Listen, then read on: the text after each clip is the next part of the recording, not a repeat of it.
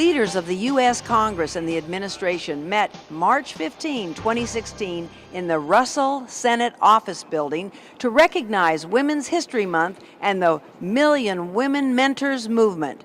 The event was hosted by Michael Norris, Sodexo's CEO Healthcare, joined by his colleague Debbie White, Sodexo's CEO Government and Healthcare Worldwide. At the luncheon, the Million Women Mentors movement announced its commitment of 650,000 mentor pledges out of a goal of 1 million mentors by 2019 to guide and tutor girls and women interested in science, technology, engineering, and math. In short, STEM careers. What is history today? It's 24 months since we launched Million Women Mentors. And just a quote that I found that I would change that said, I chose to surround myself with phenomenal people. We can say we chose to surround ourselves with phenomenal people who are confident and secure enough to know there's room for all of us to make it to the finish line. And our finish line is to make sure 1 million successful mentor relationships are completed before 2020. 6 million high-paying, necessary jobs being open today.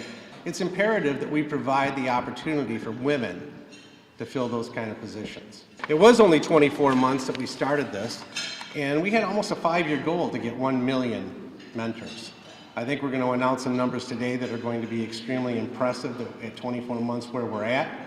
But what bigger call of need when you hit a firestorm out there to find out that with all the groups and organizations we're a part of, we have access to over 30 million girls who could be mentored. 30 million, it's 1 million, maybe we haven't set a high enough goal, I'm not sure.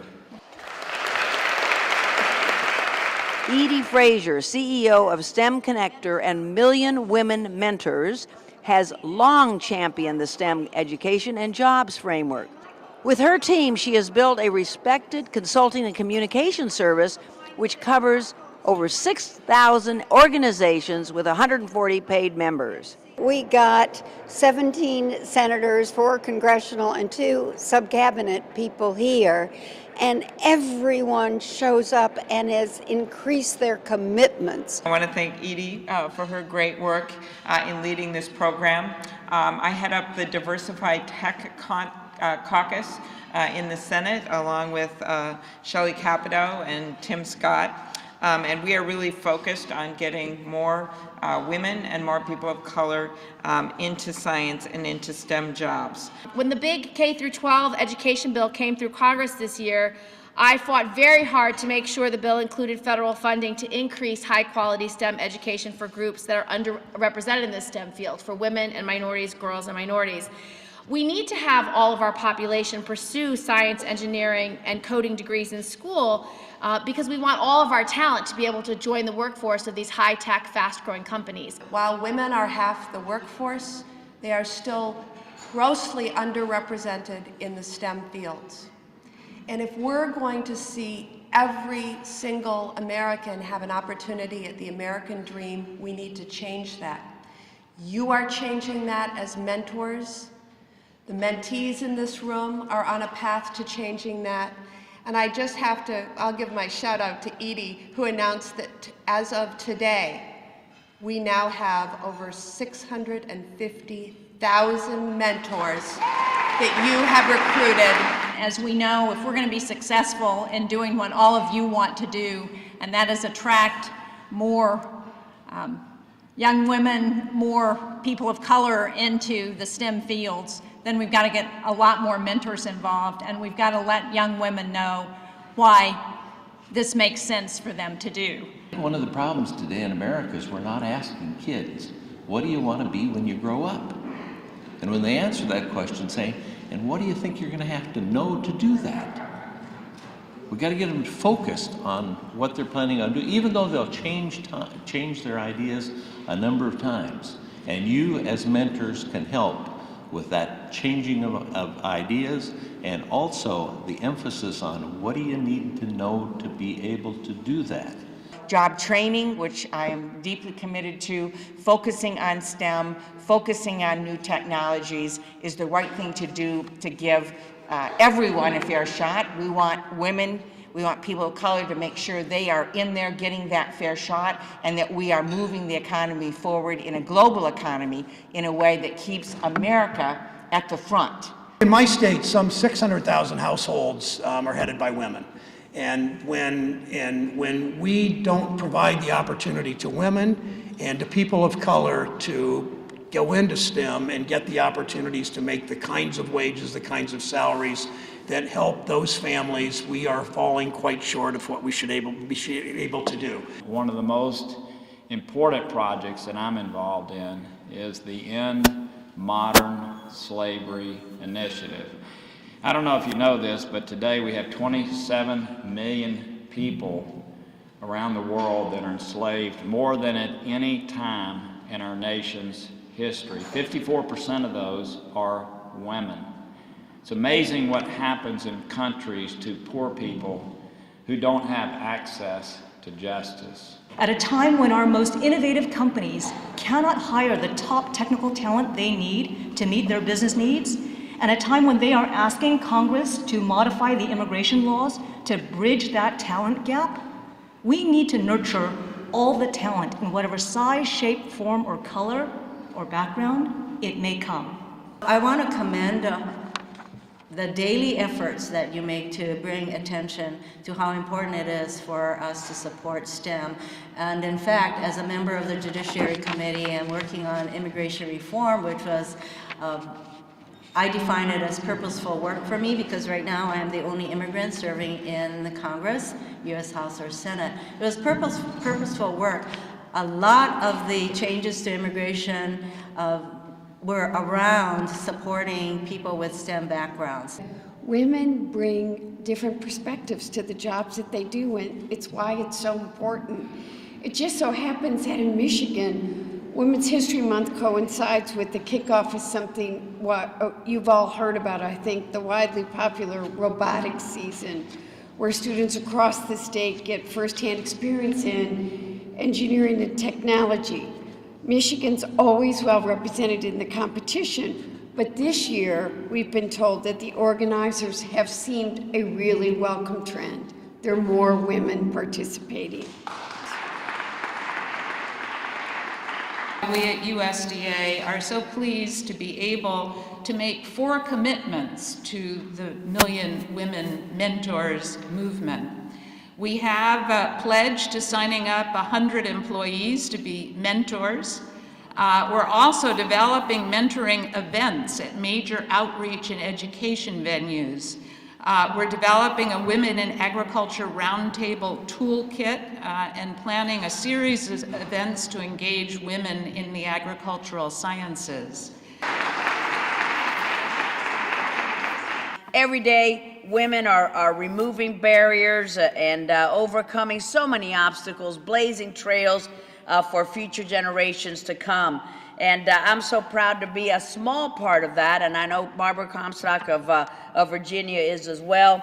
But we are still so underrepresented, sorely underrepresented in so many fields, but especially minority women in the world of science and engineering, and that's why Million Women Mentors is so important. I really commend this organization for doing that. I do also want to, actually, she's a gal who's a friend of mine that I got to meet in the course of running for office.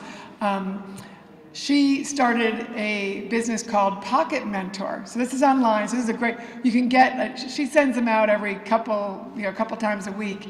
And Pocket Mentor gives you great leadership tips from a woman who started her own business, started her own tech company, went public, made millions. But she also is really very much active in mentorship of other women. When I was in optometry school several years ago, we had a class well over 100, and there's, I think, 5 or 6 girls, 5 or 6 females in her class. That same class now is probably 50% plus.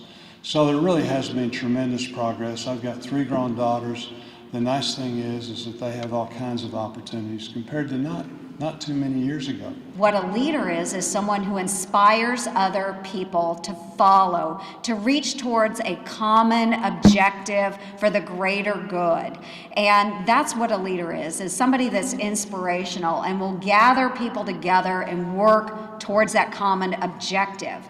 Thank you for engaging so many people throughout your communities. Thank you for engaging those young women and encouraging them to do something that maybe they didn't think was possible. The urgency here is that this is a growing area of our economy where we desperately need the talent, resources, and genius of men and women in our country.